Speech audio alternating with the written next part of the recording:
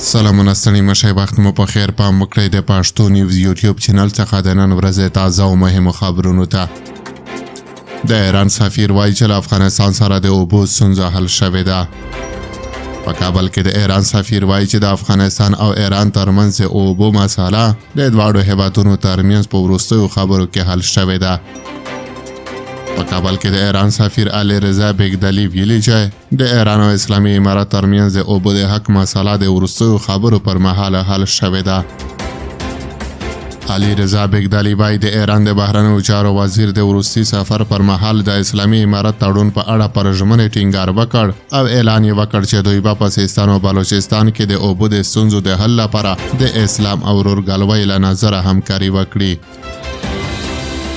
همدارنګه علی رضا بیگدلی ویلي چې غواړي د ګاونډیتوب د پالیسۍ پر بنسټ په مختلفو برخو کې له افغانستان سره اړیکې پراخې کړي.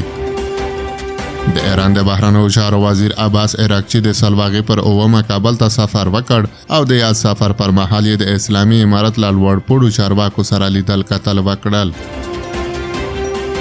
د دغو لیدنو په لړ کې د اسلامي امارت د بهرنیو چارو وزیر له عراقچي سره تر لیدنې وروسته په یوه اعلامیه کې اعلان وکړ چې ایرانیان د دوی ورونه دي او د اوبو په ورکړه کې ورسره بخیلي نه کوي.